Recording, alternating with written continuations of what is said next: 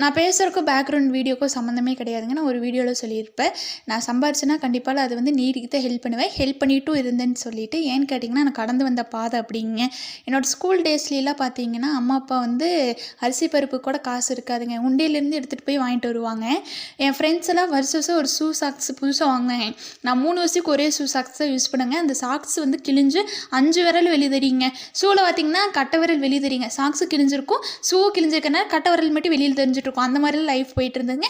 12th சூப்பராக படிச்சுங்க. நல்ல பர்சன்டேஜில் வெளியில் வந்துடுங்க. அதுக்கப்புறம் தான் எனக்கு பெரிய ஒரு இடியாக வந்து விழுந்தது. நான் கேட்ட கோர்ஸ் பார்த்தீங்கன்னா எய்டரில் இருந்தது. சரின்னு சொல்லி எய்டரில் அப்ளிகேஷன் போடுறக்கு போயாச்சு. எங்கள் காலேஜ் மேனேஜ்மெண்ட்டில் ஒருத்தர் வந்து ரொம்ப ஆசை திட்டார். இந்த மார்க்கெட்டில் எப்படி எய்டட் கிடைக்கும், நீங்கள் வந்தீங்க, நீங்களும் இப்போலாம் எய்டரில் கிடைக்காது, நீங்கள் செல்ஃபில் போய் போடுங்க, அந்த மாதிரி ஆசை பேசிட்டார். சரின்னு சொல்லி நாங்கள் 3 காலேஜில் போய் கேட்டோம். 3 காலேஜ்லையுமே பார்த்தீங்கன்னா 35,000 செம்முக்கு நீங்கள் கேட்ட கோர்ஸுக்கு அப்படின்ட்டாங்க. அந்தளவுக்கு வசதி இல்லாதனால பிடிக்காத கோர்ஸுக்கு செம்முக்கு 14,000 கட்டிட்டு வந்தாச்சுங்க. என்னோட நல்ல நேரமாக என்னமோ இல்லைங்க. அப்போ வந்து லாக்டவுன் காலங்கிறனால ஆன்லைனில் அப்ளிகேஷன் போடுங்க எய்டடுக்கு அப்படின்ட்டாங்க. அப்புறம் சரின்னு சொல்லி போட்டாச்சுங்க. போட்டதில் டாப் 16 என்னோடய பேர் வந்துருச்சு.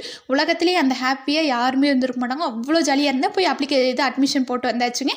இந்த பக்கம் ஸ்கூல் சைடில் வந்து பார்த்தா டிசி வாங்கிக்கோங்க வந்து அப்படின்ட்டாங்க. போய் பார்த்தா 2 டேர்ம் ஃபீஸ் கட்டலிங்க, நீங்கள் கட்டினா தான் வந்து நாங்கள் டிசி கொடுப்போம் அப்படின்ட்டாங்க. லாக்டவுன் காலத்தில் எப்படிங்க ஃபீஸ் கட்ட முடியும் சொல்லுங்க மக்களே. யாருமே வெளியில் போய் சம்பாதிக்கிற வழி இல்லாமல் கோந்துருந்தோம். சாப்பாட்டுக்கே வழி இல்லாமல் இருந்தவங்களும் நிறைய பேர் இருந்தாங்க. அப்படி இருக்க காலத்தில் எப்படி கட்ட முடியும்? ஆனாலும் அப்போ வந்து ரொம்ப கஷ்டப்பட்டு கட்டிட்டாங்க. அப்புறம் வந்து இங்கே ஏதாவது அட்மிஷன் போட்டாச்சுங்களா, டிசி கொண்டு சப்மிட் பண்ணும்போது என்ன மேனேஜ்மெண்ட்லேருந்து ஒருத்தர் ரொம்ப ஆசை தின்னர் இல்லைங்க. இந்த மார்க் வச்சுட்டு இப்படி எய்டட் கிடைக்குன்னு சொல்லிட்டு நான் அவர்கிட்ட போய் சொல்கிறேன், இந்த மாதிரி எனக்கு எய்டட் கிடச்சிருச்சுங்க, நாங்கள் செல்ஃபில் பே பண்ண ஃபீஸை திரும்பி வாங்கறக்கு வந்திருக்கிறோன்னு சொல்லும்போது அவர் என்னை மூஞ்சியை பார்க்குற கூட ரெடி இல்லைங்க. அதே இன்ஸ்டியூட்டில் 3 வருஷம் பார்த்தீங்கன்னா செம்மையாக படித்தேங்க. நல்ல பர்சன்டேஜ் டிஸ்டிங்ஷன் வாங்கியிருந்தேனுங்க. ஃபஸ்ட் கிளாஸ் வித் டிஸ்டிங்ஷன் வாங்கியிருந்து சூப்பராக இது பண்ணேங்க. காலேஜில் வந்து பார்த்திங்கன்னா பிரசிடென்ட் எலெக்ஷன் நின்னாங்க. அவ்வளோ கெத்தாக 3 வருஷம் பார்த்திங்கன்னா செம்ம ஜாலியாக வந்து அவரை வெறுப்பேற்றுறக்கோசரமே நிறைய விஷயங்கள் பண்ணிகிட்டு இருந்தேன். இந்த மாதிரி நான் கஷ்டப்பட்ட மாதிரி யாரும் கஷ்டப்படக்கூடாதுங்கிறக்காக தான் பார்த்திங்கன்னா நான் ஹெல்ப் பண்ணுவேன்னு சொன்னேன்.